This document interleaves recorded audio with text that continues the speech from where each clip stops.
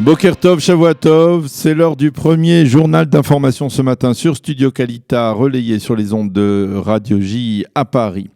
Et la première et la plus importante information de ce début de matinée, c'est la confirmation de l'attentat qui s'est produit hier soir vers 23h près du poste de passage de Chizmeh au nord de Jérusalem. Un chauffeur palestinien a percuté de plein fouet une patrouille de l'armée israélienne qui se trouvait sur place, blessant sérieusement 3 soldats israéliens et plus légèrement 2 autres avant de s'enfuir. Durant la nuit, les forces de sécurité israéliennes ont entamé une véritable chasse à l'homme, mais la police n'était pas certaine dans un premier temps qu'il s'agisse d'un attentat et penchait aussi pour l'option d'un accident en dépit du départ précipité du chauffeur.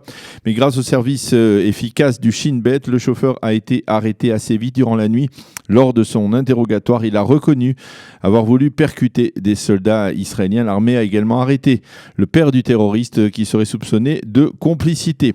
Peu avant, sur l'une des routes de Sarmari, un autre attentat à la voiture bélier a été déjoué grâce à la vigilance d'un policier qui a réussi à dégainer très rapidement, voyant un véhicule s'approcher dangereusement. Il a tiré, forçant le chauffeur à se redresser et à poursuivre sa route. Il s'agissait probablement donc d'un chauffeur palestinien. Enfin, une patrouille de Tsahal a arrêté ce matin des Palestiniens qui avaient franchi la barrière de sécurité le long de la bande de Gaza. L'un des suspects détenait une grenade incendiaire. Ils ont été conduits au principal commissariat de police de la région. Une enquête a été ouverte. Autre arrestation dans la nuit, mais dans un tout autre domaine, dans un tout autre secteur. Il s'agit de l'arrestation d'un suspect de 18 ans, un Israélien qui serait responsable de l'incendie de la maison de Carmel Maouda, cette jardinière d'enfants qui a été filmée en train de faire subir des violences incroyables à des petits-enfants dont elle avait la garde et la responsabilité. La maison a été incendiée durant le Shabbat et selon des sources policières, le suspect serait lié à l'une des familles dont l'enfant se trouvait chez cette ganénette, chez cette jardinière d'enfants, il y a quelques années. La famille Maouda, elle, n'était pas présente dans la maison au moment de l'incendie. Elle a fui à la suite des manifestations de la semaine dernière. Il faut souligner que la vidéo où l'on voit Carmel Maouda s'en prendre aux petits-enfants est devenue virale sur les réseaux sociaux. Elle a provoqué la stupéfaction des parents, mais aussi la colère de centaines de milliers d'Israéliens. Et plusieurs manifestations, d'ailleurs apparemment spontanées contre Carmel Maouda, ont été organisées, sont prévues aujourd'hui.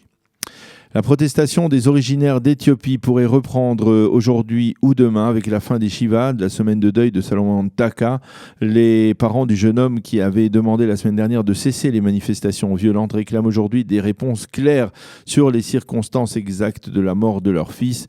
Il s'agit bien entendu de questions qui sont posées directement aux forces de police. Quant aux militants de la communauté des originaires d'Éthiopie, ils promettent de reprendre très vite les émeutes si le policier qui a tiré sur Salomon n'est pas accusé d'assassinat. L'Iran menace de violer l'accord de Vienne dès aujourd'hui en dépassant le seuil de production d'uranium enrichi autorisé selon cet accord. Par ailleurs, le régime de Téhéran menace également de s'en prendre aux Britanniques après l'arraisonnement la semaine dernière d'un bateau iranien par la marine royale britannique. La météo pour terminer ce premier journal d'information. Le temps sera plus chaud et sec sur l'ensemble du territoire israélien aujourd'hui. Il fera 32 degrés à Jérusalem, 30 à Tel Aviv et 40 degrés à Eilat. C'est la fin de ce premier journal d'information. Nous allons marquer une petite pause.